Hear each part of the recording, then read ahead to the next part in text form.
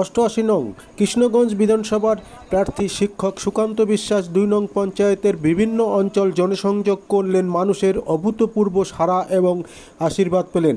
শেষে কর্মী সভার মাধ্যমে শেষ করলেন জনসংযোগ যাত্রা। আপনারা দেখছেন নিউজ নদিয়া এক্সপ্রেস। চ্যানেলটিকে সাবস্ক্রাইব, লাইক, শেয়ার এবং ফেসবুক পেজটি ফলো করুন আর দেখতে থাকুন নিউজ নদিয়া এক্সপ্রেস। আপনারা আস্তে আস্তে এসে আমাদের মা বোনদের বলে দিন বিজেপি আপনি ক্যান্ডিডেট হয়েছিলেন তার জন্য, আর আপনার শরীর খারাপ শুনেছে ওই জন্য আসলো। আপনার ছেলে তো আমাদের সঙ্গে, আপনার সেই শক্তি এখানে এসে রূপান্তরিত হয়েছে। আমাদের প্রার্থী দাদা দাদা সামনেটা বন্ধ করেন না।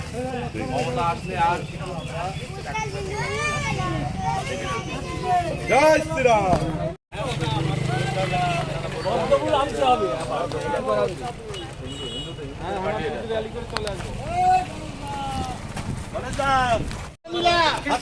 তুই একদম সামনে থাকিস না। সুকান্ত বিশ্বাস আপনাদের মাঝে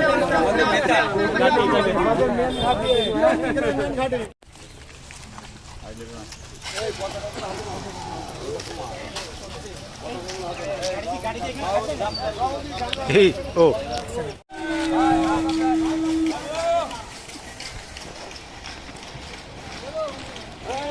ওই ছয় দাঁড়া বাইটু ভারত মাতা কে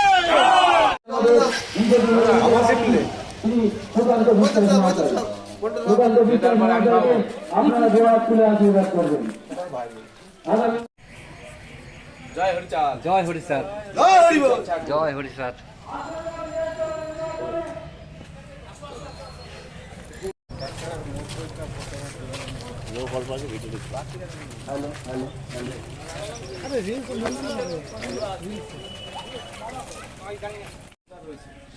আজকে এখানে যারা উপস্থিত তারা সবাই মন্ডলের নেতৃত্ব, আপনারা চেনেন, মন্ডল সভাপতি আছে, মন্ডলের ইনচার্জ আছে, মন্ডলের মহিলা মোর্চা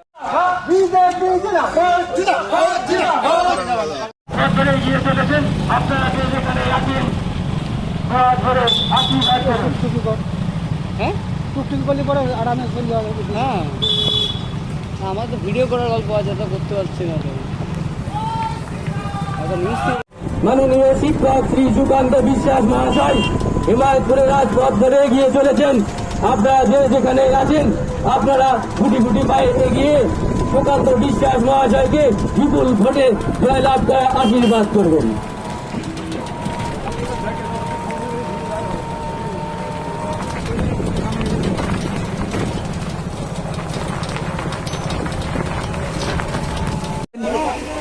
সেই বিধানসভা নির্বাচনকে সামনে রেখে আমরা বেরিয়েছি ডোর টু ডোর ক্যাম্পেনিং এ।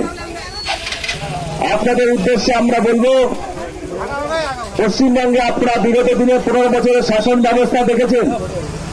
যে শাসন ব্যবস্থার আমলে পশ্চিমবঙ্গে যুব সম্প্রদায়ের কোনো কর্মসংস্থান নেই, চাকরি বাকরি বন্ধ হয়েছে।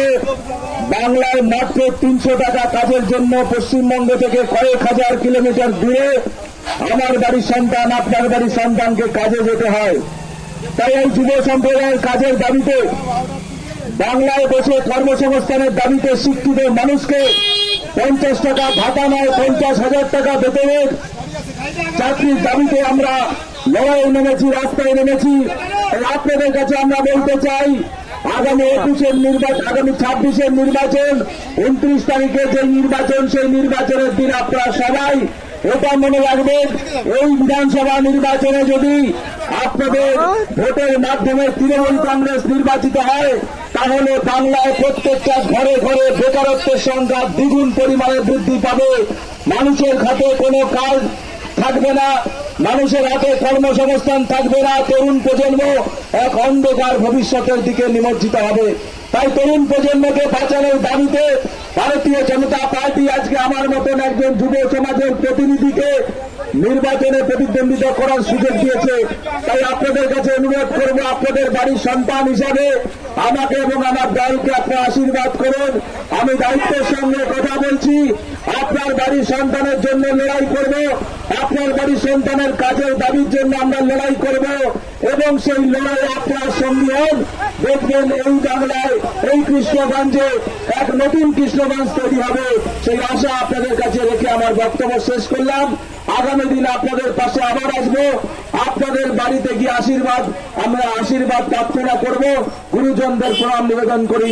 ধন্যবাদ। জয় হিন্দ, বন্দে মাতরম। কোনো লড়াই কখনো একার পক্ষে সম্ভব নয়। আমাদের সংগঠনের যে শক্তি আছে সেই শক্তিকে কাজে লাগিয়ে আমরা শুনে নেব প্রার্থী কি বললেন। আজকে আমাদের শক্তি কেন্দ্র ভিত্তিক সাংগঠনিক বৈঠক এবং সাংগঠনিক বৈঠকের পরে স্থানীয় সেই বুথে আমরা মানুষের ডোর টু ডোর ক্যাম্পেনিং করব এবং তারপরে আরেকটা শক্তি কেন্দ্রে যাব। এইভাবে আমরা প্রতিদিন কোথাও 7টা কোথাও 8টা করে শক্তি কেন্দ্রে আমরা বৈঠক এবং জনসংযোগ কর্মসূচি আমরা রাখছি। আপনার পরিচয়? সুকান্ত বিশ্বাস, কৃষ্ণগঞ্জ বিধানসভা, ভারতীয় জনতা পার্টির প্রার্থী।